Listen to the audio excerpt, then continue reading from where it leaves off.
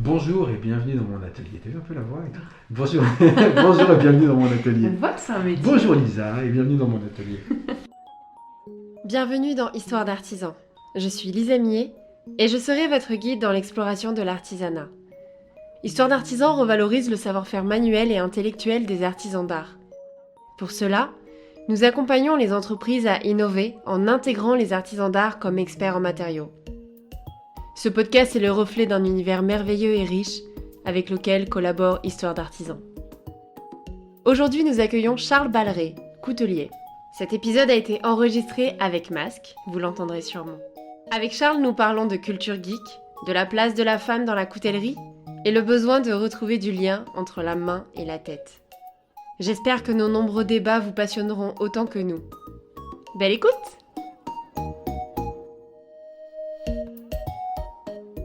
Bonjour Charles et merci de m'accueillir dans ton atelier. Très beau, hein, en pleine période de Covid. Oh bah oui, Incroyable. je suis ravie d'avoir une excuse pour sortir de chez moi. Et moi qui suis en fermeture administrative, je suis grillé quoi. Non, je suis en semi-fermeture administrative. Mais tu peux toujours produire. Absolument. Oui, Donc en temps de production, je peux être ouvert. voilà. Pour recevoir pour les ateliers, par contre, c'est juste pas possible. Mais c'est pas le Ouais. cas. Donc bienvenue quand même. ma chère. Eh bien, merci Charles. J'ai mis un petit rituel en place depuis quelques épisodes. Ouais, ah, oh, C'est, oui. oulala, Oui, mon Dieu, mon Dieu. c'est de parler des préjugés de ton métier. Ah bah Donc- tiens, bah, j'en ai pas mal sur le sujet. Oh mais Charles. Oui, attends. Ah non, hein. Oh non, hein. Si, ça y est. Tu l'as mis en silencieux? Non, je pourrais le mettre en silencieux. Là, j'ai juste mis en tais-toi. Alors attends, bouge pas, je vais mettre en silencieux. Mais j'ai besoin de mettre mes lunettes quand même pour ça. Gna. Moi j'ai mis en mode avion, hein, au moins. Ah oui, c'est pas de ça, distraction. c'est ça. Mode avion, mais il est où ce con de mode avion? Ah, le voilà, mode avion. Voilà sa réaction, il fait blic. Bon, hop, Très bien. oui, ça y est. Donc, je reprends. Charles, ça fait plusieurs épisodes que j'ai mis en place un petit jeu de début d'épisode. C'est de parler des préjugés qu'on peut avoir sur ton métier. Ah, ok, pas les préjugés que moi j'ai, les préjugés Non. que les gens ont sur le métier. Oui, exactement. Ok. Et donc j'en ai noté 4. Vas-y, Et tu envoie. vas me dire Oui. si c'est Vrai ou faux. si c'est vrai ou faux. Donc je te dis si les préjugés sont vrais ou si les préjugés sont faux. Exactement. Et tu si... expliques pourquoi les Ok, préjugés sont vrais ou très faux. bien. Vas-y, envoie. Donc le premier préjugé qu'on peut avoir, c'est un coutelier ne fabrique que des gros couteaux. Ah, je vois à peu près où est-ce que tu veux en venir avec cette histoire de couteau. Non, c'est pas vrai. Je sais. Alors, moi, j'ai jamais entendu parler de ce préjugé-là. J'ai un autre préjugé, mais on verra si tu l'as énuméré. Moi, en tout cas, je considère pas du tout ça comme ça. Alors, déjà, primo, parce que je suis phobique des couteaux au départ. Non, mais je te jure, les grands couteaux de trucs de psychopathes, genre Chucky, les trucs, ça m'angoisse. Donc, déjà, voilà. Gros couteaux de cuisine. Les gros couteaux de cuisine et tout, sur, tu sais, les grands trucs. Ouais. Voilà. Après, en même temps, je suis déjà allé dans des salons de coutellerie et c'est vrai qu'il y a pas mal de couteliers qui fabriquent des grands couteaux. Des couteaux d'homme, tu sais, parfois, tu me demandes si c'est pas pour découper du buffle. Moi, j'ai fait un petit parisien qui a un couteau pour couper le sauciflard et le fromage, qui n'a pas d'autre prétention que ça, et que j'ai même fait avec une lame de marin, avec une lame vers le bas, parce que c'est moins perforant que les autres couteaux. Parce que je suis phobique au départ des couteaux, je voulais pas un truc qui soit associé au côté arme, quoi, tu vois, Ok. au côté négatif, la connotation un peu négative, en plus maintenant, que peut avoir l'objet couteau. Je voulais être sûr que, et je l'ai appelé le couteau du gentleman de l'apéro pour être parfaitement sûr que sa destination était claire pour tout le monde, enfin tu vois, voilà. C'est pour le saucisson, C'est- c'est tout. C'était sensiblement ce que je voulais exprimer, absolument. Donc, ils fabriquent tous des... non, en tout cas moi non. Très bien. Moi, Donc, c'est un ouais, vrai préjugé. c'est un vrai préjugé, c'est vrai, absolument. Le deuxième préjugé, c'est le coutelier ne fabrique que la lame du couteau. Bah non, bien sûr que non.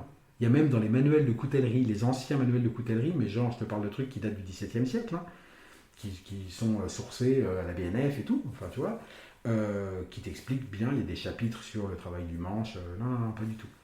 Pas du tout. Ils bossent pas que la lame, et je vais même te dire un truc, quand je m'intéressais à l'histoire de la coutellerie et des corporations et tout ça, le coutelier avait le droit, tu sais à l'époque où il y avait des corporations, c'était tout bien rangé, tu pouvais pas faire un truc qui n'était pas dans ta corpo et machin. Là, je te parle vraiment limite du Moyen-Âge, quoi. Hein. Oui, j'allais dire cette Ouais, limite. c'est ça, c'est sensiblement le Moyen-Âge. Le coutelier avait le droit de faire et l'acier, et la lame, le ressort, le travail du manche, travailler l'ivoire, alors, tu vois, il pouvait même faire les incrustations d'or et tout ça, c'était dans ses attributions. Donc évidemment qu'aujourd'hui, ça n'a pas changé beaucoup, le coutelier a la chance de bosser sur plein de matières différentes, donc ce qui rend le côté, le métier fun, quoi. Mais c'est un des artisanats qui a le plus de casquettes en fait.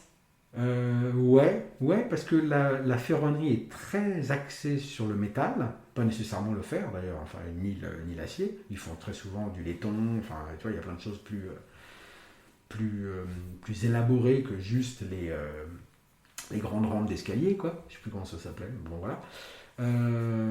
Et en effet, l'ébénisterie, la menuiserie, tout ça, ils bossent que le bois. Donc ouais, on a plusieurs casquettes. On fait un peu de plein de trucs en tant que coutelier, tu vois. On n'est pas aussi spécialisé qu'un ébéniste sur le bois, on n'est pas aussi spécialisé, et encore un ferronnier c'est une spécialisation très particulière parce que les traitements de coutellerie de l'acier ne sont pas les mêmes choses que de la ferronnerie, donc non. Ça, pour le côté métallier c'est autre chose. Ils font beaucoup de soudure, nous on en fait très peu, à part pour le damas, on fait très peu de soudure, et encore on ne soude pas à l'arc, enfin bon bref, je ne sais pas si c'est des détails techniques, mais oui, c'est hyper varié, absolument. Tu peux peut-être nous expliquer ce que c'est le damas ? Le damas... L'acier damas, c'est du feuilletage d'acier, c'est-à-dire c'est de l'acier qui, à la forge, est soudé. C'est des aciers de nuances différentes que tu soudes ensemble, que tu étires et que tu replies, comme de la pâte feuilletée, quoi, que tu fais en cuisine, quoi. Enfin, moi, je ne sais pas la faire en cuisine, mais en coutellerie, je sais la faire. Et c'est du feuilletage d'acier, et après, quand tu le révèles à l'acide, les différences, comme tu as mis des aciers de nuances différentes, ils vont être bouffés par l'acide d'une façon différente, donc tu vas avoir des motifs qui vont apparaître. Voilà. Ok.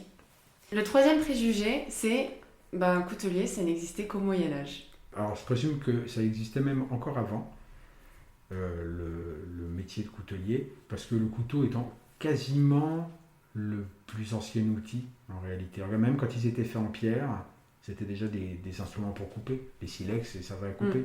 C'est quasiment de la coutellerie, mais de la coutellerie en caillasse, quoi, tu vois. Non, mais c'est vrai, c'est l'outil le plus vieux du monde, quasi, quoi.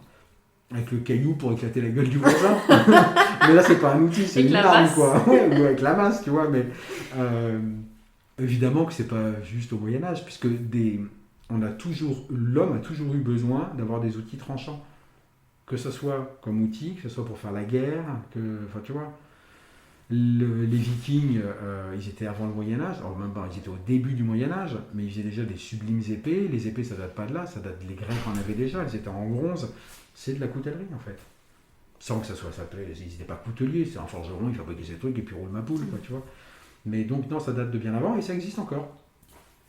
Et ça existera pendant encore très longtemps, on espère. Et alors, coutelier artisan, peut-être pas, je sais pas, même s'il y a un regain d'intérêt pour l'artisanat, parce que ça correspond plus à ce que les gens attendent aujourd'hui, et puis parce que tu fabriques des outils qui sont plus viables. Comme aujourd'hui, les grands fabricants, alors je parle des très très grands fabricants de couteaux qui fabriquent du couteau au kilomètre, où tu achètes un couteau à 10 balles ou à 20 balles, voilà, qui est très bien pour le prix que tu l'achètes, quoi, tu vois, mais qui a une expérience de vie très limitée, c'est l'obsolescence en fait, tout bêtement, quoi. Tu peux mettre un truc un peu pourri dedans et tu sais que dans 2 ans, le truc il est cuit, quoi. Et encore 2 ans, je suis sympa, le truc il est cuit mort, quoi, tu vois. Et au lieu de te dire, tiens, je vais aller voir le service client, tu balances ton couteau, t'en rachètes un, et puis tu continues à acheter. Là, l'avantage ici, alors l'avantage et le désavantage pour moi, c'est que j'espère fabriquer les couteaux qui durent le plus longtemps possible, c'est une première chose, parce que moi je trouve ça cool en fait de me dire que le truc, parce que mon ego et mon narcissisme trouve ça cool de me dire qu'il y aura des trucs signés Balleret dans 50 ans, pas du tout. Pas du tout, c'est que je me dis au moins tu vois un objet qui va durer et c'est cool, et j'ai l'idée de le transmettre et tout ça, j'aime bien, tu vois. Et puis j'aime bien aussi fabriquer dans le monde d'aujourd'hui des trucs où je sais que ça va durer. J'ai l'impression d'être un peu à rebours du monde contemporain qui dit achète, consomme, machin, tout ça. Là, t'en achètes un.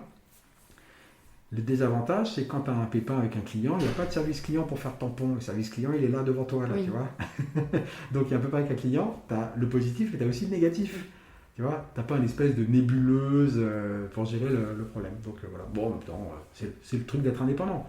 Le truc d'être indépendant, c'est que tu as à la fois les bons et les mauvais côtés, que tu dois gérer seul, en fait. Ce qui est très cool, en fait, au final. Enfin bon bref, je me perds un peu, il manque plus que je tape un peu sur la table et je pense que j'aurais fini de t'emmerder.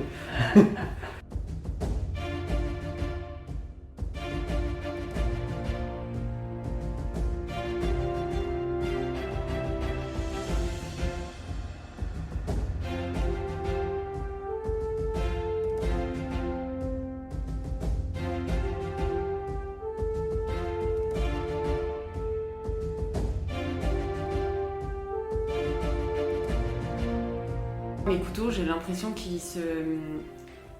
C'est quoi le terme? C'est que quand t'as besoin de les affûter. Ils sont désaffûtés? Oui. Ils coupent plus quoi. Oui, j'ai l'impression que très très rapidement, ils coupent plus. Ouais. Est-ce que c'est parce que la lame est mauvaise ou... Non, c'est que y a déjà la qualité de l'acier peut jouer. Il y a l'intensité de l'usage, si tu l'utilises souvent. Parce que tout s'use. Enfin, je veux dire, c'est pas moi qui l'ai inventé, c'est Aristote, quoi, tu vois, mais tout s'use. Tu es obligé de faire réaffûter tes couteaux. Si tu les fais réaffûter plus souvent ou trop souvent, ça peut être un problème de l'acier. D'accord. Sauf si tu l'utilises comme une psychopathe non-stop, à ce moment-là, c'est normal, quoi, tu vois. Pour découper les corps que je suis. C'est l'usure. Les corps, c'est pas... Les os, c'est chiant, mais c'est tout à fait normal. Tu sais, les pros, les restos, les bouchers et tout ça, ils les font affûter quasiment tous les 15 jours, quoi. Ok. Tu vois, mais en même temps, c'est leur outil de travail perpétuel. Ils coupent toute la journée, donc... Tu fais le test, en fait. Tu fais le test sur l'ongle. Regarde. Alors, je te le montre, ça tombe bien pour un podcast, comme ça, je vais pouvoir te montrer sur une vieille paire de ciseaux de papeterie à la con que j'ai. Tu poses la lame, en fait, aux 3/4 comme ça sur ton ongle. Ok. La lame de ton couteau. T'appuies pas, évidemment, il ne s'agit pas de se couper le doigt. De toute façon, c'est pas ce qui risque de t'arriver, mais tu poses aux 3/4, tu la déposes comme ça et tu pousses vers l'avant. Si la lame mord dans l'ongle et que le couteau glisse pas sur l'ongle, c'est qu'il est encore pas mal. Si tu vois que ça glisse comme ça tout de suite, c'est que ça mériterait bien d'être réaffûté. Tu peux checker comme ça en fait. Les affûteurs japonais, ils checkent. Alors ils ont les cheveux raides, ils n'ont pas les cheveux comme moi, quoi. Ils ont les cheveux hyper raides, donc c'est facile. Ils posent comme ça dessus et si ça glisse sur le cheveu, c'est pas bon. Et clac, si ça mord, c'est-à-dire qu'il y a un fil suffisamment fin pour que ça morde dans le cheveu. Et ils se disent, oh là c'est pas mal affûté. Ok. Voilà. Donc tu peux checker ça, ou les auditeurs, ils peuvent checker chez eux. Voilà. Et tu peux l'affûter avec quoi? Alors, le truc vraiment à la con, c'est, peut-être que des gens vont m'en vouloir après, mais bon, c'est le fusil. Ok.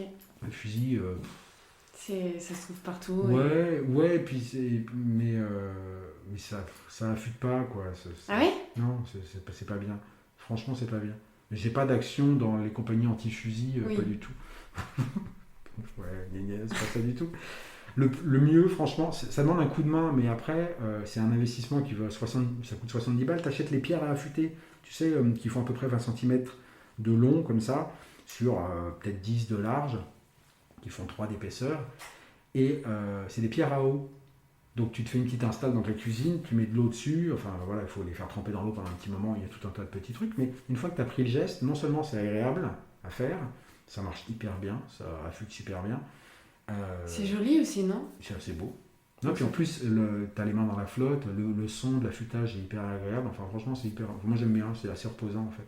Alors évidemment c'est moins rapide que de foutre un coup de fusil, mais ça affûte la pierre, le fusil non quoi, oui. Ça affûte rien du tout. D'ailleurs ce qui arrive très souvent c'est que les gens, la question que tu me poses là sur l'affûtage, le problème du fusil, il y a plein de gens qui disent ouais, je comprends pas, le fusil avec mon fusil, ça marche pas, oui c'est normal, c'est pas fait pour ça.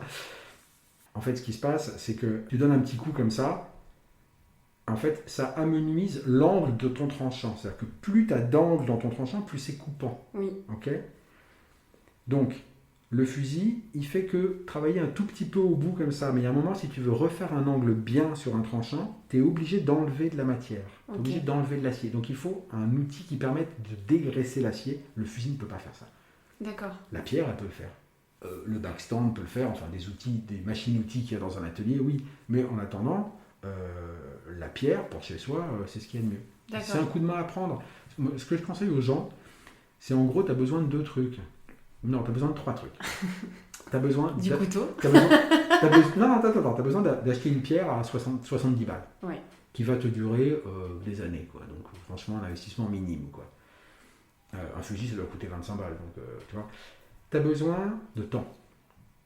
En même temps, on est en plein confinement, c'est pas le temps qui manque, on est chez soi, on peut prendre le temps, et puis c'est bien de prendre le temps aussi, c'est bien de ne pas courir tout le temps, ça n'a pas de sens, quoi. Surtout qu'on va tous finir au même endroit, probablement, donc pourquoi courir particulièrement, mais bon, voilà. Troisième point, Le Bon Coin. Désolé de faire de la pub pour Le Bon Coin. Le Bon Coin ou autre, où tu t'achètes des couteaux à la con. Tu achètes des lots de couteaux pourris sur lesquels tu t'entraînes. Comme ça, si quitte à déglinguer des couteaux, autant déglinguer des couteaux auxquels tu tiens pas. Moi, j'ai des tiroirs entiers où je m'étais entraîné à faire de l'affûtage, des couteaux que j'avais trouvés sur Le Bon Coin. Tu t'achètes des lots à 10 balles, t'en as 20. Mais c'est si compliqué que ça, l'affûtage? Ça demande ça demande de pratiquer et d'avoir un coup de main. Et toi, tu fais pas service après-vente affûtage? Je fais pas service après-vente affûtage, non. Je fais de l'affûtage, bien sûr. Tu pourrais proposer pour je vous fais 10 € votre couteau, je vous l'affûte. Mais je fais pas ça. Je fais 30 centimes le centimètre de lame affûtée. Ok. Ils arrivent, je prends ma règle, je dis bah voilà, c'est un couteau de temps, donc ça coûtera centimètre fois 0,3 pour les avoir en euros, et puis voilà la somme que les gens vont payer. Oui, donc tu le fais. Tu bien fais sûr, l'affûtage. oui, bien sûr, absolument, j'affûte. Okay. Mais je ne le considérerais pas comme du service après-vente. Je considérerais que c'est un truc facturé, quoi. Oui. Tu vois? Oui. D'accord. Mais bien sûr, évidemment, j'affûte. Okay. J'affûte, et il y a même plein de gens qui sont contents de se dire tiens, il y a quelqu'un qui affûte à Paris. C'est une des aberrations du truc, là je te le dis très sincèrement. Il y a plein de clients potentiels. Il y a un marché, pour parler grossièrement, à Paris, les restos, donc tous les pros, pour leurs outils de cuisine, leurs outils de service à table. Oui. Il y a des couteaux à table. Tous les pros, bouchers, poissonniers, les coiffeurs. Tu sais combien coûte une paire de ciseaux de coiffure? C'est énorme. Ça coûte entre 500 et 1500 balles. Une paire de ciseaux? Ça, le truc avec lequel on te coupe la moumoute, tu vois, avec une tronche de confinement. Ça coûte entre 500 et 1500 euros. Tu penses bien que quand tu dois faire affûter ça, le mec il fait gaffe. Oui. S'il le file à un affûteur qui lui déglingue sa paire de ciseaux, t'imagines ce qu'il perd. C'est-à-dire, il lui déglingue un ciseau, il est déglingué après, tu vois. Donc, le savoir-faire de ça, moi j'y touche assez rarement aux ciseaux de coiffeur. C'est un truc trop précis, trop délicat. Mais quelqu'un qui apprendrait à faire ça, juste ça. Des ciseaux de coiffure, qui se spécialiserait là-dedans, je pense qu'il aurait un chouette petit business. Ouais. Et en ce qui concerne les couteaux, c'est-à-dire le monde que moi je connais, il y a les outils de métier, les ciseaux à bois, les instruments de reliure, des trucs que tu peux retoucher. Parfois tu as un pet dans le tranchant, tu dégraisses la matière, tu refais, tu reformes, des trucs que moi je peux faire ici, ce qui évite de jeter l'objet, d'en racheter un, tu vois. Les outils peuvent vivre pendant très longtemps, hein. Tant que tu as de l'acier, tu as de l'espoir. Tant que tu as de l'acier, tu peux continuer à affûter, tu vois ce que je veux dire. Donc un outil peut durer très longtemps. Regarde les couteaux des grands-pères. Je sais pas si tu as déjà vu, les couteaux qu'ils avaient dans la poche, avec lesquels ils bouffaient, tu sais, quand ils prenaient des pauses et tout. Parfois, tu as des espèces de vieux bouts de lame, mais tout pourri, il reste rien, tout est... Parce qu'ils l'ont affûté pendant des années et des années, mais le truc, il continue à s'en servir, ça coupe, enfin, tu vois. Oui. Donc, l'affûtage, il y a un vrai marché. Ok, ça c'est hyper intéressant. Je te jure, juste en termes de business, il y a même un moment, quand ça avait du mal à décoller ici, les commandes et tout, je me disais, mais pourquoi je m'emmerde et tout? Je prends pas de loyer, je prends une bagnole, je suis en train de dérouler un business model là. Non mais sans déconner. Écoutez bien. Non mais c'est sans déconner, quasiment quoi. Tu prends une bagnole, tu t'achètes une voiture, un utilitaire, tu mets tes machines dans le coffre de l'utilitaire, tu loues un parking avec un box, un truc qui se ferme. Tu vois, les investissements sont minimes quoi. Hein. En plus, tu peux les amortir, les bagnoles et tout, d'un point de vue comptable. Donc voilà. Tu as très peu de matières premières, tu as juste du consommable, c'est-à-dire des bandes, des pierres, des trucs comme ça. Et tu te fais les restos, les bidules et tout.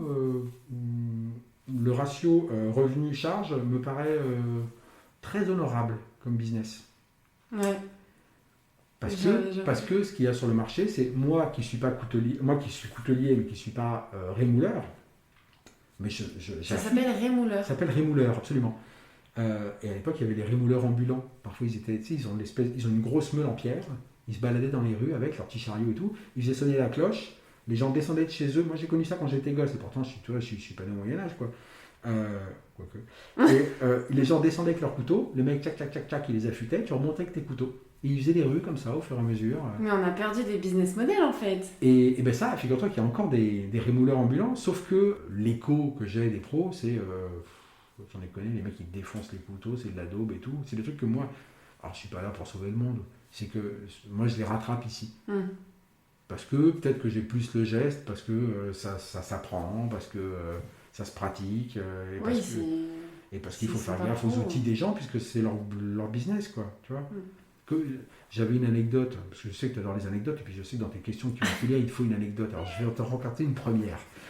Comme je fais du commerce de proximité quasiment, puisque je m'inscris dans un quartier, tu vois, et les restaurants du coin viennent faire affûter leurs couteaux ici, il y a la Ravigole juste à côté. Et ils avaient comme cuistot Mamadou. Donc Mamadou, il me dit « Ah, t'affûtes les couteaux, tout ça. » J'affûte les couteaux. Et il me dit « Tu vois, il me faudrait qu'ils soient un peu comme ça. » Il me parle des angles de couteaux. Je vois « Bon, écoute, je vois pas trop, Mamadou. Je te l'affûte comme tu me dis, puis tu me dis ce que t'en penses. » Il est là « Ah non, un peu plus comme ça. » Je reprends le couteau, je reviens. « Ah là, c'est bien. » Et en fait, il m'a dit après « Putain, j'avais mal au bras, à force de couper. Et maintenant, j'ai plus mal au bras. » Donc, j'ai dit à Mamadou, il faut que je me fasse rembourser par la sécurité sociale. Non, mais attends, mais pourquoi c'est tout con. Parce que tu forces, parce qu'il y a plein de gens. Quand tu as un outil qui ne coupe pas, et toute la journée tu découpes, il y a un moment, c'est ton muscle qui en pâtit, quoi. C'est ton corps, c'est normal, c'est de lui dont tu te sers en fait. Au bout d'un moment, tu commences à souffrir. Alors quand un truc qui coupe, tu fais tchac, il n'y a même pas d'effort en fait. Si tu veux, la gravité bosse pour toi. Le couteau a un certain poids, il est coupant, tu fais ça, et la gravité appuie sur la matière et la découpe, quoi. C'est dingue. Et ouais, ça paraît con comme ça parce que toi et moi, on coupe quelques trucs dans la journée, mais les mecs qui coupent non-stop, je peux te jurer qu'ils voient la différence, quoi. Mais surtout, je trouve que c'est le genre de choses qui... le mot que je cherchais, c'est émousser. Émousser. C'est une lame émoussée. Oui, ouais, c'est ça qu'on dit. Qui coupe plus, quoi. Oui, ouais. Mais en fait, une lame, elle s'émousse. Elle s'émousse. Elle s'émousse. Elle s'émousse petit à petit, et on sent... Je parle avec mes voisins par... Salut.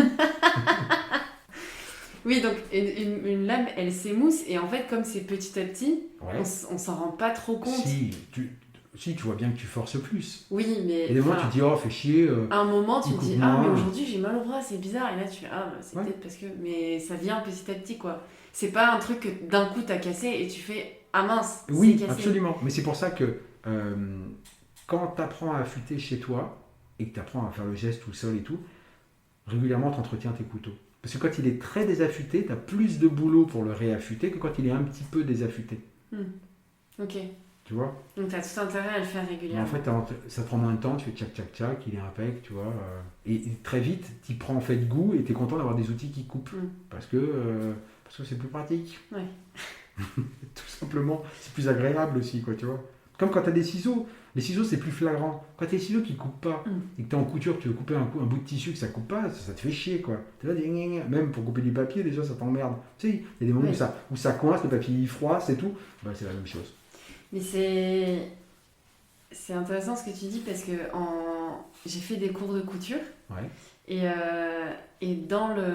pendant le cours, il y avait les couteaux, les ciseaux pour couper le tissu, les ciseaux pour couper le fil et les ciseaux pour couper le papier. Ben ouais. Parce qu'elles disent non, il faut que le ciseau soit hyper affûté pour le tissu. Absolument, c'est pas les mêmes matières. Ouais, absolument. Et chez moi, j'utilise tous les mêmes ciseaux pour couper mes plantes, pour couper mon papier, pour couper mon tissu. Moi aussi.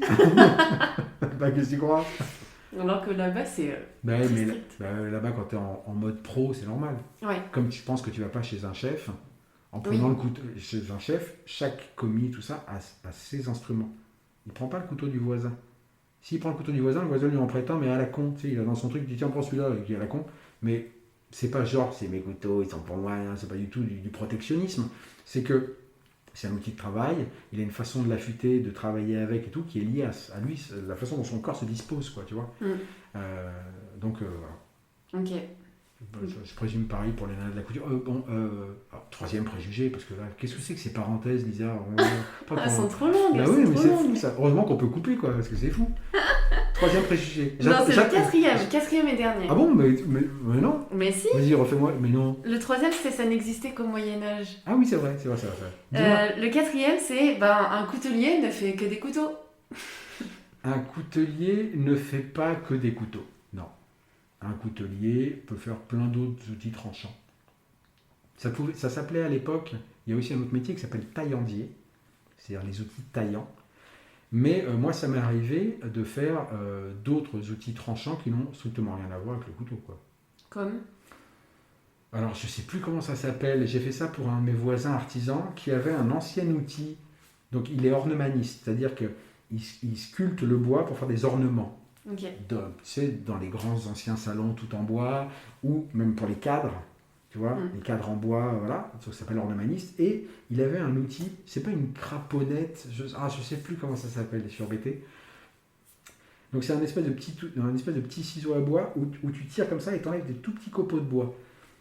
C'est un outil tranchant qui n'a rien à voir. Alors, il y a une lame puisqu'il est coupant, mais il a une espèce de forme improbable. Il m'a ramené l'outil ancien et j'ai recopié l'outil ancien. Et lui me dit, tu vois, ce serait bien si le manche était un peu plus long sur celui-là, donc j'ai modulé pour que ça corresponde à ce que lui voulait. Tu vois, que ça soit telle longueur, tel truc et tout. Donc j'ai fait ça, j'ai fait des petits couteaux pour un plumassier qui est... alors, ça s'appelle des couteaux à friser et des couteaux à parer, je crois, qui sont des outils pro, en fait, des plumassiers. Julien, ouais, je crois, qui est au viaduc des Arts. Qu'est-ce que j'ai fait d'autre? Couteau à huître, le couteau à huître c'est un couteau. J'ai pas fait de ciseaux, c'est très particulier les ciseaux. C'est vraiment c'est pas du tout la même musique, quoi. Bon, après j'ai fait des trucs qui n'avaient strictement rien à voir avec la coutellerie, mais ça m'a fait marrer de le faire parce que j'aime bien. Il y a un mec qui arrive avec des bouts d'armure médiévale, tu sais, des grosses plaques d'acier. Paf, pose ça sur la table. Ouais, est-ce que c'est possible de polir ça? Parce que tu sais, ils font des bastons. Alors, ils ont des épées non tranchantes et tout, mais ils se déguisent tout en armure complète en acier, en grosse armure de plate, avec des épées, puis ils se tapent sur la gueule. Donc parfois, sur l'armure, il y a des jetons, parce que bon, évidemment, quand tu tapes sur la gueule, donc ils voulaient que j'enlève des rayures, que je les polisse, donc ça a fait une des parties. J'ai les polisseuses ici, donc je peux le faire, tu vois. Donc tu ne fais pas que des couteaux, tu peux faire des outils. Je peux faire des outils, absolument. Absolument. Okay. Il y a un quatrième préjugé que tu n'as pas abordé. Un cinquième? Ouais, un cinquième. Le couteau est un truc d'homme. Ah oui.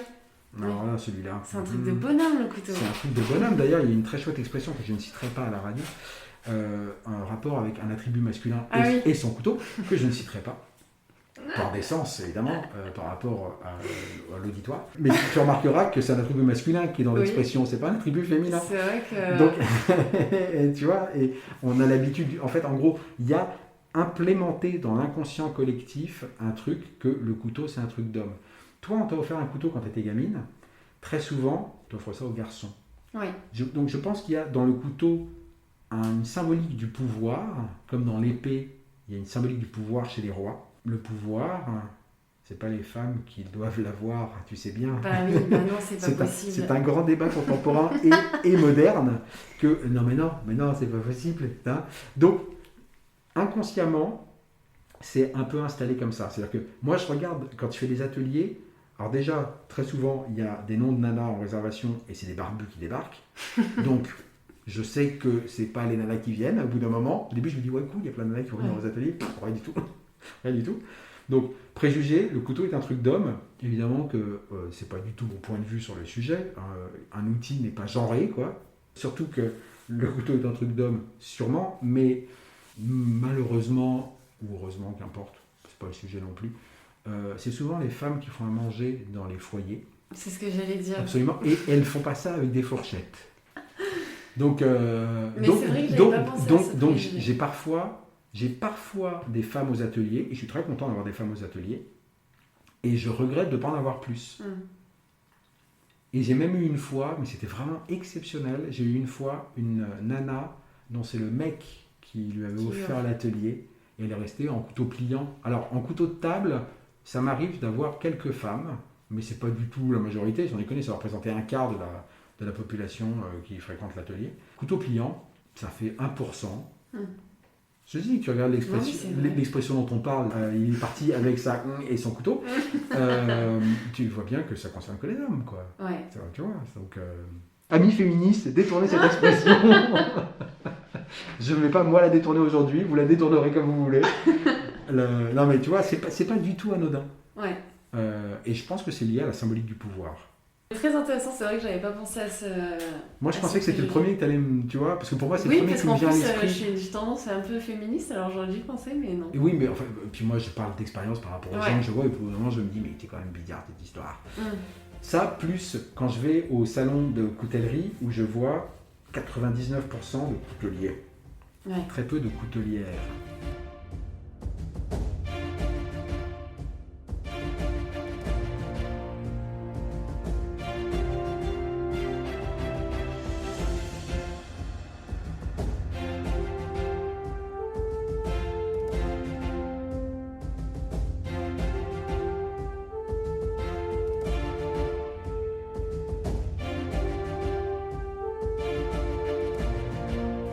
Donc Charles, on va passer au vif du sujet, Ah oui, qui est t'es à l'EIF, hein. Nous on veut savoir qui t'es. Mais qui est Charles? ouais, mais qui est Charles? Mais qui est Charles? Mais, qui est Charles mais où est Charlie? Mais où est Charles? Mais où est Charles? Alors Charles est dans un atelier de coutellerie ici. Charles est artisan coutelier depuis 3 ans. Écoute, je suis installé ici depuis mai 2017, donc 3 ans et demi. J'étais dans l'audiovisuel avant. J'étais donc derrière un ordi, et puis j'en ai eu marre, j'avais envie de fabriquer quelque chose avec mes mains, quelque chose de concret, voilà. Donc je me suis mis pas dans la coutellerie, j'ai essayé. Alors, je suis allé sur le site de l'INMA, l'Institut National des Métiers d'Art, parce que j'étais attiré par la matière, alors ça c'était sûr. Et ils ont tout rangé par matière, et je me disais, bon alors, la pierre, le verre, le métal, tu vois, il y avait une clé de rangement qui était bien, parce que par métier, parfois tu connais pas, par matière tu connais quoi. Et donc, il y avait la pierre qui m'intéressait bien, mais tailleur de pierre, tu fais que du patrimonial, donc tu t'occupes que des vieux trucs. Alors c'est sympa, mais ça manque de créa, quoi, tu vois. Donc ça m'embêtait un peu. Puis t'es dehors tout le temps, donc c'est sympa, mais oui, un peu frisquet. L'acier me tentait bien, et dans l'acier, il y avait la ferronnerie ou la coutellerie qui me tentait bien. Donc, j'ai fait un stage d'1 mois et demi chez un ferronnier, je trouvais ça super cool et tout, ça m'a appris plein de trucs, et puis j'ai fait une semaine d'initiation à la coutellerie, et j'ai fait, en fait, la coutellerie c'est mieux. J'étais parti pour faire des épées, puis en fait, avec une espèce de vieux rêve de gamin, de chevalier, tout ça, ces trucs à la con. Et puis en fait, j'ai fait des couteaux, et ça m'a bien plu, donc j'ai fait un couteau régional pour Paris, puis après c'est parti comme ça, quoi. J'ai fait un Kiss Kiss Bank Bank, pour vérifier que cette histoire de couteau me faisait pas marrer que moi, mais que c'était quasiment moins pour lever de l'argent que pour sonder le marché, en fait, pour parler grossièrement. Oui. C'est-à-dire en me disant, bon, j'ai fait le petit parisien, youpi, ça me fait marrer les vaisseaux de Star Wars, tu vois, tous les trucs, les conneries, quoi. Mais est-ce que les gens vont mettre de l'argent pour acheter cette connerie, petit parisien? Et en faisant Kiss Kiss Bank Bank, ça a levé 9 000 €, je crois. Et ton objectif, c'était combien? 5 000. Mais j'avais un objectif volontairement pas très haut, en fait. Alors, c'était des préventes. Certes, il y avait pas mal de potes là-dedans, mais les potes, ils m'ont pas filé 180 balles pour mes beaux yeux, quoi. Ils voulaient quelque chose après, quoi, tu vois. Donc, je me suis dit, bon, donc ça intéresse, donc ça vaut le coup de lancer la coutellerie, enfin, tu vois, et c'est parti comme ça. Je l'ai pris comme un testeur, en fait. Mais c'est hyper intéressant. Moi, j'en parle de plus en plus aux artisans, de dire, mais les campagnes de crowdfunding, c'est une belle opportunité pour vous, notamment si vous voulez développer des collections, de ne pas faire d'avance de trésorerie. Absolument. Et ça, c'est... Et ça permet de... C'est même pas tu payes pour voir, parce que tu ne payes pas pour voir. C'est comme au poker, sauf que tu vois sans payer. Ouais. Tu fais le test. Ça prend du temps, faut faire c'est un peu de com, patati patata, mais ça, c'est rien.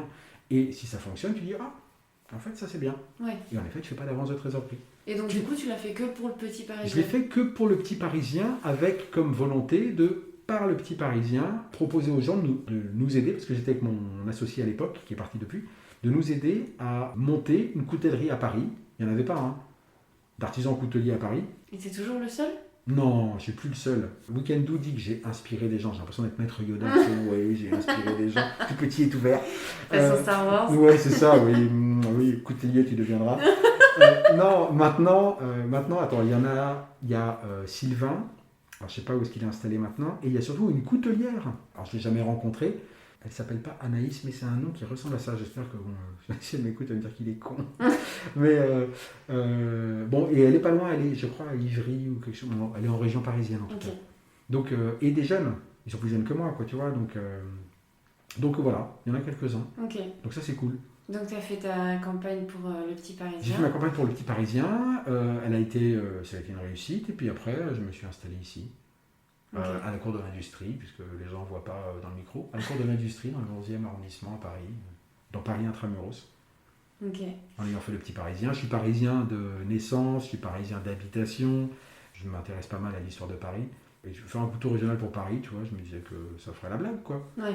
Il y a dû en avoir historiquement des couteaux régionaux à Paris, mais aujourd'hui, il n'y en avait pas. Ouais. Donc j'ai fait un couteau pour Paris, quoi. Et il y en a un autre que t'as, donc c'est le puck. Le puck, ouais, absolument. Et t'as que deux, entre guillemets, que deux modèles. Non, il y a le petit parisien de table, qui n'a pas la même tronche que le petit parisien pliant. Il y a le demi-lune. Il y a ce qu'il y a sous ton ordinateur là, qui sont des recherches d'un ancien coutelier du XVIIe siècle, avec un modèle qui me plaît bien, que j'aimerais bien reproduire, en citant mes sources en fait. Tu vois. Mais voilà, c'est un couteau qui était un coutelier à Paris aussi, à côté de la mairie. Enfin, maintenant c'est une rue qui a disparu, mais il était rue de la Tissandrie, qui est entre la mairie de Paris et la mairie du 4e arrondissement. Bref, quand ils ont percé Rivoli, ils ont défoncé toutes ces rues-là. Ouais. Et il est installé là-bas et il a laissé des planches avec des modèles et tout. Donc, c'est super tu vois, ça. ouais, donc tu vois, un truc un peu historico-patrimonial, parce que j'aime bien les bonnes histoires. Alors, ça me paraît une chouette histoire. Ouais. Donc, Tu voilà. t'intéresses vachement à l'histoire du couteau. Oui, à l'histoire du couteau et puis aussi aux bonnes histoires, aux histoires que tu racontes aux gens, Ouais. tu vois. Et c'est pas juste par marketing, c'est parce que je trouve ça cool, une bonne histoire. Et je suis pas le seul, je veux dire, les séries télé marchent bien parce que les gens adorent les bonnes histoires. Oui. Donc, Ok. bon, je digresse encore alors qu'on est tout speed là. Lisa, c'est pénible. Hein. Donc, tu travaillais surtout avec des particuliers. Ouais, absolument. Visiblement, tu travaillais aussi de temps en temps avec des professionnels type artisans. Je travaille avec des restos. Ok. J'ai fait des couteaux. T'as fait des couteaux. J'ai fait des couteaux pour Pierre Sang, un de ses 3 restos. Ah oui. Pour le... Ah merde, j'ai oublié son nom. Le dernier qu'il a fait. Celui qui est dans le 9e. Non, pardon, oui, non. Le dernier qu'il a fait dans son lot de restos du 11e. Qui s'appelle... Laisse tomber, je vais voir qui flanche. Il y a 12, 13 couverts. Ok. Il est beaucoup plus petit, quoi, tu vois. Donc, les couteaux de ce resto-là viennent d'ici. J'ai fait les couteaux du Galopin, qui a réouvert à Sambre-et-Meuse, enfin, tu vois, place Sainte-Marthe, là-haut. Et puis après, par rapport aux pros, il y a du service, c'est-à-dire l'affûtage. Oui. Je fais aussi des pros. Mais des particuliers, il y a des petites vieilles qui arrivent avec des pinces à ongles. Je te jure que c'est vrai. Avec des pinces à ongles. Ouais, elle est toute désaffûtée, ma pince à ongles. Tu sais, les pinces à ongles, là, tac, tac, tac. Et elle demande de réaffûter des pinces à ongles. Donc ça m'arrive de réaffûter des pinces à ongles. Bah, tu vois. Alors que nous, notre réflexe, c'est d'aller en acheter une autre, quoi. Mais tu peux l'affûter. Tant qu'il y a de l'acier, tu peux l'affûter. Ouais. Le réflexe, en effet, c'est d'acheter. Mais c'est le réflexe que la société attend de toi. On te dit achète. On te dit vote aussi. Mais on te dit souvent achète. On te dit beaucoup de conneries, en fait, en réalité. Mais acheter, ouais, parce que voilà. Est-ce que c'est un désir de faire plus particulier que professionnel? Ou c'est arrivé comme ça? Non, c'est arrivé comme ça. Puis en même temps, le côté commerce de proximité me plaît beaucoup, en fait. Le côté artisan commerçant à la médiévale me plaît vachement. J'aime bien. Parce que le côté que artisan, t'es dans ta grotte, tu te grattes les dessous de bras et tout, je suis pas comme ça. J'ai pas foutu comme ça. J'aime bien avoir des moments comme ça, puis j'aime bien avoir des moments d'expansion où je suis en contact avec les gens. Et le côté commerçant, je trouve ça super cool. Quand tu fais des ateliers, c'est sensiblement un truc de commerçant. C'est-à-dire j'anime, tu vois, je transmets de l'information, Les deux me vont. J'aime bien faire. Je trouve que les deux sont importants, pour moi en tout cas. Tu vois. Et tu sais à peu près dans ton chiffre d'affaires combien représente le particulier et combien représente le professionnel? Non. Tu sais pas du tout. Non, je peux pas te dire. Parce que... Je pense qu'il y a une majorité de particuliers. Ok. Ouais. Alors, après, précisément, je peux pas te dire. Mais... Parce que c'est sûr qu'il y a plein d'artisans qui disent alors oui, dans les faits, le particulier reste le moins rentable parce que tu peux faire moins de marge. Ouais. Mais il n'empêche que c'est des gens où, quand ils viennent vers l'artisan, souvent ils ont des histoires à raconter. Et si toi t'aimes les histoires, c'est en fait, les artisans qui adorent travailler avec les particuliers, c'est des artisans qui disent mais moi j'adore qu'on me raconte l'histoire de tel objet, de pourquoi il est important pour cette personne. Et, parce que je pense que c'est des artisans qui ont un côté commerçant, c'est-à-dire qui aiment aussi le rapport avec les gens. Ouais. Que tu as beaucoup moins avec les pros. Oui. Les pros, c'est des questions tu vois, les devis, machin, les factures bidules, tout bien rangé. Tout est cadré, ouais. Tu vois, t'es payé à 30 jours, à 60 jours, 90 jours. Le particulier, t'es pas emmerdé avec ça, quoi. Oui. Le particulier, il a une demande. Tu lui fais voir l'atelier, tu lui présentes les matières, tu mets tout, t'étales tout, il dit ah ça j'adore, qu'est-ce que tu penses, qu'est-ce que tu penses si on combinait ça et ça, tu discutes le bout de gras sur chaque truc, tu vois, mais tu lui présentes l'intégralité de ce à quoi il peut prétendre. Et puis tu peux faire des propositions, tu dis tiens, ça j'aime bien, il dit oh non j'aime pas, t'as raison, t'aimes pas de problème, et ça qu'est-ce que t'en penses, voilà. À la fin il a l'objet que lui il veut. Émotionnellement, parce que je te parlais de la valeur émotionnelle de l'objet couteau, peut-être parce que c'est un objet qu'on a dans la poche, parce qu'en France il y a de la transmission, ce que je te racontais tout à l'heure, il y a de la transmission du grand-père qui offre le couteau, tu vois, il y a un truc familial, émotionnel. Avec les particuliers, tu l'as, ce truc émotionnel. Du haut de mes 46 ans d'aujourd'hui, je suis très content d'avoir ça. Et quand il vient chercher son couteau, il est content du truc, du couteau final, parce que ça correspond à ce que lui voulait. Et il repart, il me donne un chèque parce qu'il est satisfait du truc qu'il a, et puis la messe est dite, quoi. Oui. Enfin, je veux dire, c'est fini, quoi, tu vois. Ça y est, hop, bon, voilà. Et ben, je trouve que ce circuit court de satisfaction est pas mal. Moi, j'aime bien. Tu vois, c'est assez simple, c'est assez rudimentaire. Moi, je trouve ça cool. Et le rapport humain me plaît aussi, évidemment. Oui. Et ta communication, elle s'est faite comment? Elle s'est faite au bouche à oreille? Elle s'est faite le bouche à oreille. Elle s'est fait aussi que comme je suis un poisson exotique dans l'aquarium, pas moi Charles en tant que personne, moi en tant que coutelier à Paris, il y a d'abord des journaux locaux, le Bonbon, qui s'est venu, ah tiens, machin, coutelier, on va faire un papier dessus, puis du Bonbon TV5 Monde, puis TV5 Monde machin, puis tu dis, il y a un coutelier, ah bon, alors ils viennent, ah ouais. Donc tu as des télés qui viennent, donc tu fais le marsouin à la télé, tu racontes tes salades, c'est une forme de com, quoi, tu vois.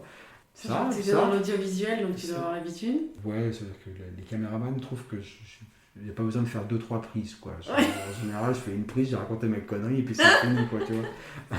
Et puis ça me fait marrer, en fait, j'aime bien, parce que narcissiquement, c'est agréable, primo, et en plus, tu sais que tu es un peu le poisson du mois. Oui. Tu sais bien que le mois d'après, il y aura un nouveau poisson, tu vois ce que je veux dire?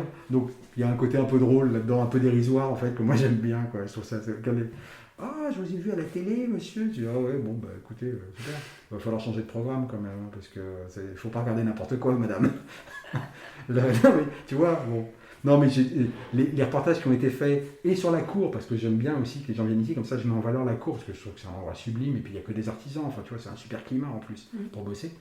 Et intellectuellement, créativement, quoi. Je sais même plus ce que je disais, Lisa, bon, c'est pas grave. Les reportages qui sont faits. Oui, les reportages étaient très chouettes, ils étaient vraiment super. Oui, c'est vrai que. Et pas juste en mise en valeur de moi, hein, mais mise en valeur de l'environnement et tout, je trouve vraiment qu'ils étaient vraiment très très bien. Il y en avait un sur France 3 qui était vraiment super, sur Paname, ça s'appelle, qui était sur le quartier, ils ont fait un truc, ils ont fait une boîte de transformistes, ils ont fait la cour de l'industrie, ils ont fait le Bonjour Madame en face, qui est un café féministe. Et ils avaient un portrait un peu, tu vois, à la fois traditionnel et puis un peu rock'n'roll du quartier, qui était assez amusant, un point de vue qui était marrant, surtout pour du France 3, quoi. Qui est très audimat de France 3, très plus de 45 ans, enfin voilà. Je crois que c'était celui de TV5 Monde que j'avais vu. Peut-être bien. Il y avait un gros reportage. En 2018. Ouais, truc comme ça. Oui, absolument. Je crois que qui était vachement bien dans un truc de luxe et tout. C'est une espèce d'émission un peu sur le luxe français. Il y avait tout un truc. J'étais là, bon d'accord. C'est chic. Il y avait Hermès à côté, je me disais, ouais, c'est pas mal. Enfin, voilà, oui, c'est assez drôle aussi. Ma grande déception, c'est de ne pas avoir été interviewé par Télérama. J'adorerais être interviewé par Télérama. J'aurais plein de trucs débiles à leur raconter, ça va être super. Genre la création du Petit Parisien, tu sais, blablabla, tout ça. Malheureusement, ils ne sont toujours pas venus, mais bon, Télérama, si vous m'entendez, venez. Peut-être un jour. Bah, c'est pour ça. Eh bien, on va passer à l'anecdote. Ah, oui, l'anecdote. La fameuse anecdote. Oui, alors j'en ai une très bonne. Mais non, j'en ai une super, écoute. Tu m'as pas spoilé encore. Non, bah non, t'as vu un peu ce sens du teasing, quoi, c'est incroyable. J'ai fait du pole dance quand j'étais ado. Donc, figure, je fais des ateliers ici. Mes créas sont inspirés, parce que c'est ma culture, des formes de la culture geek. Donc, le Petit Parisien, n'en déplaise à Télérama, et n'est pas inspiré par les couteaux des nôtres, l'histoire de Paris. Il s'avère que ça s'est recollé comme ça et que c'est très bien, mais c'est pas du tout le truc, c'est un vaisseau de Star Wars. Le Puck, il m'a été inspiré par un super-héros de Marvel. Donc, quand il y a des ateliers, je leur raconte l'histoire, comme je te l'ai raconté tout à l'heure. Voilà, j'ai fait le Petit Parisien, parce que vaisseau de Star Wars, patati patata. Je raconte la fausse histoire, genre, oui, c'est une lame de marin en hommage aux nôtres. Tu vas peut-être la raconter, la fausse histoire, parce que moi je l'ai eue, mais... Ah oui, pardon, la fausse histoire, c'est que le Petit Parisien, ayant une lame de marin, je raconte, en assumant de dire que c'est une fausse histoire, c'est un mensonge, je raconte que sa forme de lame de marin est un hommage aux nôtres, qui était une corporation de marchands, alors pour le coup ça c'est vrai, il y a vraiment les nautes ont existé, il y a un pilier des nautes au musée du Moyen-Âge à Cluny-la-Sorbonne, en hommage aux nautes qui étaient des commerçants et des navigateurs sur la Seine. C'est d'ailleurs leur bateau qui est sur le blason de Paris depuis le XIVe siècle au moins. Donc tu vois, ça symbolise Paris, donc il devait être assez puissant, ça symbolise Paris depuis cette époque-là. En hommage à ces mecs-là, j'ai fait une lame de marin. Ça c'est la fausse version. La vraie version, c'est qu'il y avait un vaisseau de Star Wars dont le profil me plaisait beaucoup, d'un jeu vidéo des années 90 que personne ne connaît à part moi, et que, parce que figure-toi, quand je dessine ça, les mecs se disent, ça serait pas dans l'épisode 4, le vaisseau de machin, je dis non. Et bon, tu vas comprendre, je vais en arriver à l'anecdote. Donc, il y a ce truc de Star Wars, et le puck m'a été inspiré par un super-héros de Marvel, d'un groupe de super-héros que personne ne connaît.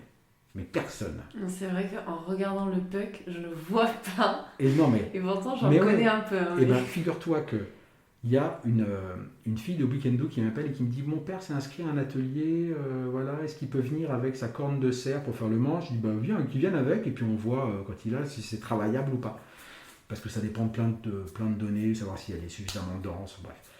Et un type arrive, il a 65 ans, et je lui parle du puck. Je parle du puck aux 4 personnes qui sont en face de moi. Je dis, ouais, bon, le puck, c'est un super-héros de Marvel, un groupe que personne ne connaît et tout. Puis il me dit, ouais, c'est la division Alpha. Je dis, putain. Et il me dit, dans la division Alpha, il y a machin, bidule, les trucs miches. Il me cite les putains de super-héros qui sont dans la division Alpha. Un type de 65 ans, donc il a 20 ans de plus que moi, et un putain de vieux geek, quoi. Et je me disais, mais c'est merveilleux, quoi. Un mec, il sait ce que c'est, il connaît le puck, le super-héros, putain. J'étais sur le cul, quoi. Ah, c'est devenu mon pote instantanément. Toi et moi, on sera amis pour la vie. Non, mais on a parlé de Marvel pendant toute la putain de journée, quoi. Et l'autre mec qui était un nouveau retraité aussi, de 65 et des poussières, c'était un fan de Star Wars. Donc, j'ai passé une journée admirable. J'ai parlé de Star Wars et de Marvel toute la journée, c'était trop cool, quoi. C'est ma meilleure vie. Ah, c'était... Meilleure que la naissance de mes enfants. Je suis sorti, j'ai fait, ouais, c'était super, c'est sûr. Ah, mais je suis tombé dans ses bras, j'ai fait, ah, c'est super, tu connais Puck, c'est super, voilà. Donc voilà, mais ça c'est une anecdote qui n'a pas grand chose à voir avec le métier réellement, ça, c'est humainement. Non, mais c'est une anecdote sur les rencontres. Absolument, comme quoi, ah bah ça, ouais. Comme quoi tu penses que tu es complètement dans ton monde et complètement à côté de la plaque. Oui, en fait, c'est non. Et d'ailleurs, bien souvent, je dis Puck, mais bon, un groupe que personne ne connaît, et puis les gens ils disent pas, dis-nous qui c'est, ils disent oui, c'est bon, on connaît pas, puis fous-nous la paix, on s'en fout quoi en fait. Oui, c'est Marvel, allez. Ouais, c'est ça. Et voilà, donc ça c'est vraiment la dernière anecdote vraiment chouette quoi. Très belle anecdote.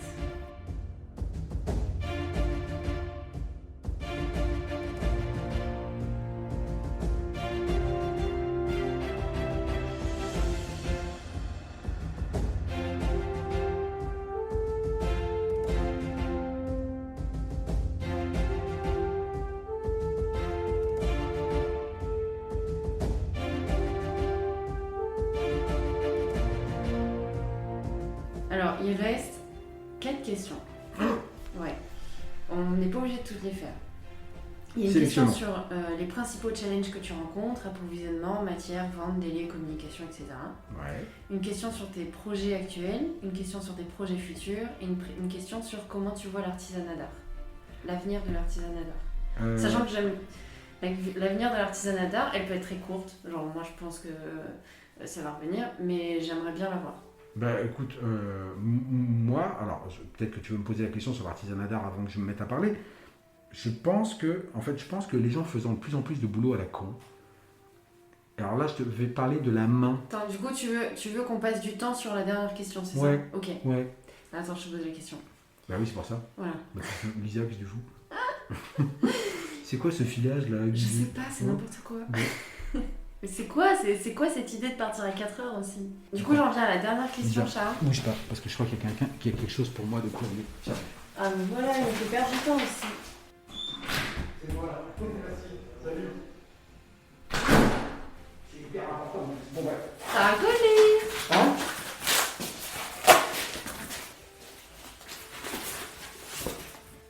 Ah, c'est une nouvelle plaque. Ah ! La plaque avec les trucs de pinard, avec les capuchons de pinard, tu vois. Franchement, ça rend bien. Hein. Alors, ça va être poli et tout, hein, tu vois, mais... Est-ce qu'il faudrait pas que tu les découpes ? Bah, je peux pas... En fait, je vais faire le test, Lisa, en découpant en tas. Ouais. Et je vais voir ce qui sort ou ce qui sort pas. Ouais. Mais bon, bref. Alors, attends, on répond à cette question. Oui, parce que c'est pas tout ça, mais... Hein. Du coup, j'en viens à la dernière question, Charles. Oui. C'est comment vois-tu l'avenir de l'artisanat d'art? Bah écoute, avec les gens que... Alors, je vais peut-être pas parler de l'artisanat d'art précisément, je vais peut-être parler plutôt de la main en général. Ok. L'utilisation de la main, dans lesquels il y a les artisans d'art évidemment. Parce que il y a deux trucs. Il y a le système éducatif français qui a depuis des décennies en réalité, parce que j'ai interrogé plein de gens de plein de générations différentes. J'ai eu des vieilles nanas de 85 ans, j'ai des petits jeunes qui veulent des stages qui sont en troisième, qui me demandent « mais si on peut... » Je les interroge à chaque fois. Il y a toujours, dans l'éducation française, un mépris pour la main, que moi j'ai connu quand j'étais au collège, que très probablement tu as connu quand toi tu étais au collège, même si on est une génération, on a pas mal d'années d'écart, qui est, si t'es pas bon, en troisième par exemple, on va t'orienter vers un métier manuel. Donc la main, c'est pour les caves. C'est ça le message qu'on te transmet. Ce mépris pour la main est très dommageable, parce que primo, la main n'est pas à mépriser, la main est un outil absolument admirable, de précision, de sensation, de sensibilité. Enfin, c'est fou ce que l'homme peut faire avec ses mains. Et puis, ce que l'homme peut faire de choses inutiles avec son cerveau est assez étonnant aussi. En revanche, et puis, pourquoi se séparer de choses qui n'ont pas à l'être, quoi? Se servir de sa main, ça ne veut pas dire que tu es débile. Si ta tête, t'es utile. Alors, dans les métiers d'art, encore plus, puisqu'on parle de notions artistiques. Mais là, pour le coup, métier d'art, c'est 100%. Mais même l'artisan lambda, même le plombier, se sert de sa tête pour résoudre des problèmes et tout, il sert de sa tête. En revanche, un intellectuel, il peut ne pas se servir de ses mains. C'est embêtant de ne pas se servir de ses mains, surtout dans le monde réel. C'est très embêtant. Donc, le mépris pour la main d'un côté, et de l'autre côté, je vois dans les ateliers ici, j'interroge tout le temps les gens qui arrivent pour leur dire qu'est-ce que tu fous dans la vie. C'est quoi votre boulot? C'est quoi? Enfin, moi je tutoie les gens, mais qu'est-ce que tu fais? Les gens qui viennent faire des ateliers. Les jeunes qui viennent faire les ateliers. Et je m'aperçois qu'en fait, les trois quarts, je suis gentil, quoi. Tous, ils ont, mais tu le sais, quoi, des boulots à la con. Des boulots, alors ce que j'entends par boulot à la con, c'est-à-dire pourquoi je bosse. Qu'est-ce que ça me procure comme satisfaction? Parce que le travail n'est pas nécessairement une torture. Enfin, tu vois, Alors, c'est la définition même de travail, c'est un outil de torture à la base. Absolument, c'est un outil de torture. Donc, le mec qui a baptisé ça comme ça est soit un très grand cynique, soit il se fout ouvertement de la gueule de tout le monde. Je pense. Ou il estime qu'on ne parle pas le latin, tu vois. Mais en effet, par exemple, je crois que c'est Tripalium qui est un outil de torture. Mais pourquoi ça ne procurerait pas du plaisir? C'est le fond de la question, quoi, tu vois, ou de la satisfaction déjà. Mais les trois quarts qui viennent ne sont pas satisfaits de leur boulot parce que il y a ce vieux mépris de la main où on t'a dit c'est bien de faire des études supérieures, c'est bien d'avoir un bac plus 35 000, c'est bien, je sais pas quelle connerie débile qui n'a pas de sens, qui peut avoir un sens quand tu es ingénieur et que tu conçois des objets, tu vois, et des mécaniques, des trucs, mais pour plein d'autres gens, c'est pas nécessairement ça vers quoi ils doivent aller, quoi. Quand ils viennent ici pour fabriquer un couteau, c'est pas juste fabriquer un objet coupant qu'ils viennent chercher. En réalité, c'est pas juste me rencontrer moi qu'ils viennent chercher. Ils viennent reprendre contact avec leurs mains. Donc, pour répondre à ta question sur l'avenir des métiers d'art, je pense que cette frustration que moi j'avais eue d'être frustré de rien foutre avec mes mains. De la reconversion. Absolument. Donc la frustration que j'avais avec les mains, je la vois en eux, je la comprends. J'ai l'impression de parler comme un je la vois, non mais je la vois, je la comprends et parce que je la connais en fait. Et ils ont la satisfaction d'avoir fait quelque chose avec leur mimine. Donc quand ils me demandent est-ce que le couteau il est bien, comme si j'étais une instance de savoir si un couteau était bien ou pas bien, c'est pas la question en fait. La question c'est savoir, c'est ce que je leur dis, est-ce que toi tu es content de ce que tu viens de faire? Satisfait de ce que tu viens de faire? Est-ce que ça t'a procuré du plaisir de fabriquer ce putain de truc intellectuel, manuel, créatif? Et bien souvent ils sont très contents d'avoir fait. Donc c'est aussi ça, sans même je pense le savoir, même inconsciemment ils ne le savent pas, ils ont la satisfaction d'avoir fait quelque chose, bien ou pas bien, là n'est pas la question, avec leurs mains.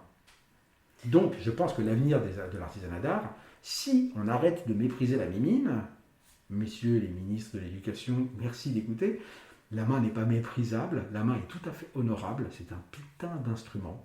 Quand tu bosses en coutellerie, même quand ils viennent en stage, je leur dis ne te fie pas à tes yeux. Il y a des motifs sur le bois, tes yeux peuvent être trompés. Tes doigts, ils perçoivent tous les petits défauts d'une matière. Tu passes comme ça, tu perçois la granulosité de la matière, la chaleur, tout un tas de trucs juste là, avec ça. Tu en as 5 en plus, c'est fabuleux. Je te jure, c'est un truc fou. Si tu arrêtes de la mépriser, je pense qu'il y a des gens qui naturellement iront vers ces filières-là. Oui. Et c'est bien, c'est des petits commerces à échelle humaine. On voit bien que, alors maintenant on va parler politique, mondialisation, mais on voit bien que les grands groupes qui prennent plein d'argent, qui n'en ont rien à foutre des individus, qui pensent juste que toi et moi on est des portefeuilles, c'est-à-dire 95% des objets qu'on te vend dans le monde, les gens ils en ont peut-être un peu ras-le-bol. Ils sont peut-être contents d'avoir un truc, tu sais, de relation humaine dont tu parlais tout à l'heure. C'est pour ça que l'anecdote que je t'ai citée tout à l'heure est un truc de relation humaine, tu vois, parce que je me rends compte que pour moi, ça va avec l'artisan commerçant dont je te parlais tout à l'heure, c'est la même chose en fait. Ça va avec le commerce de proximité, enfin, tu vois. Mais je souris, Charles, parce que je suis... Mais vraiment, je pense... Je ne peux pas faire plus d'accord Pas tant mieux. que moi avec Mais toi. non, mais c'est vrai. Et en fait, t'es mauvais, ben fais un CAP. Ouais. Ou fais un bac pro. Fais un bac pro de tes mains. Mais c'est pas ça. Enfin, l'intelligence des mains, comme tu dis, on l'a mais dénigrée pendant très longtemps. Ouais. Et aujourd'hui, c'est pour ça qu'on n'a plus d'artisans. C'est parce que être artisan, c'était la honte. Absolument. Et c'est un boulot pour les caves. Voilà. J'avais lu une interview de Warren Buffett. Tu vois, Warren Buffett, c'est un milliardaire américain. Il a été invité dans une grande université américaine et dans le département commerce de l'université américaine en question. Et il se met devant tous les jeunes loups là, qui sont prêts à vendre des trucs, qui pensent en termes de business model et patati patata. Il leur dit, ce que vous apprenez ici, c'est de la merde en fait. C'est de la connerie. Devenez plombier. C'est ça qu'il leur a dit à tout le parterre de gars là. Alors c'est de la provoque, évidemment, mais c'est pas inintéressant. Ça veut dire que on est bien d'accord que tant que tu auras besoin d'un tuyau pour faire passer l'eau ou un gaz ou n'importe quoi d'un point A à un point B, tu auras besoin d'un plombier. Quand tu as une fuite chez toi, tu es bien content qu'il y ait un plombier. Donc, tu peux être plombier, être très content. En plus, tu es indépendant, tu gères ton business comme tu as envie. Tu fais du commercial, tu te sers aussi de tes mains. Et là, je te parle pas d'artisanat d'art. L'artisanat d'art, c'est très noble et tout ça. Mais juste l'artisan. Ouais. Moi, je ne me considère pas comme un artisan d'art. Je me considère comme un artisan, c'est déjà bien. L'artisan, c'est déjà pas mal. C'est-à-dire, à partir du moment où tu transformes la matière première avec tes mains, tu es considéré comme artisan. Donc, tu vois, Warren Buffett, derrière la provoque, il y a un truc très pragmatique qui est, c'est bien d'apprendre tout ça, mais le plombier... ça reste quand même... c'est-à-dire que tant qu'on n'arrivera pas à transporter l'eau avec la pensée, c'est-à-dire sans tuyau, par télékinésie, je pense qu'on aura toujours besoin... Ou de faire un robot qui est capable de faire le travail d'un plombier. Ce qui, je pense, est loin d'arriver. Ben ouais, parce qu'il devra résoudre tout un tas de problématiques que les plombiers ont à faire, c'est-à-dire comment est aménagé l'appartement. Attends, putain, là il y a un truc, là il y a machin, comment je vais faire pour passer ça? Il y a que, pour l'instant, à moins que l'intelligence artificielle devienne tellement développée qu'elle puisse gérer ça, la capacité d'improvisation, c'est-à-dire comment gérer les embûches. Et quand tu vois les vidéos des robots et tout, comment ils gèrent les embûches, je pense que le plombier a encore de beaux jours devant lui. Je pense aussi. Voilà. Alors qu'il y a des robots qui savent faire des docs Excel tout seuls. Ben c'est bien, c'est Voilà. très chouette. Voilà. C'est bien, on va pouvoir vider les bureaux comme ça. Voilà. Exactement. C'est parfait. Lisa, ouais. est-ce qu'on est bon? Oui, on est Il va falloir que je file. Pas de souci. Et ben merci beaucoup Charles Je t'en prie. pour ce moment très agréable. On a parlé féminisme, on a parlé politique, on a parlé capitalisme, on a parlé un peu coutellerie aussi. Oui, un peu. On a parlé Star Wars, tout va bien. On a réglé tous les problèmes, tout est bon. C'est réglé. Tant que tu as communiqué sur les points importants pour toi. Ben voilà, c'est donc qu'on voilà, a je vais communiqué communiquer. sur J'ai dit des conneries que j'avais à dire. Mais voilà. Et ben trop bien, merci beaucoup Charles. Bien, je t'en prie. Et puis à bientôt. Ben ouais, bientôt. Merci beaucoup pour votre écoute. J'espère que l'histoire de Charles vous aura inspiré. Vous pouvez continuer de m'aider à faire découvrir les histoires d'artisans au plus grand nombre en mettant une note sur iTunes et en vous abonnant sur votre plateforme de streaming préférée. Comme d'habitude, je publie régulièrement des photos du travail des artisans sur Instagram. Donc n'hésitez pas à vous abonner pour découvrir leur métier en images. À bientôt avec une nouvelle histoire.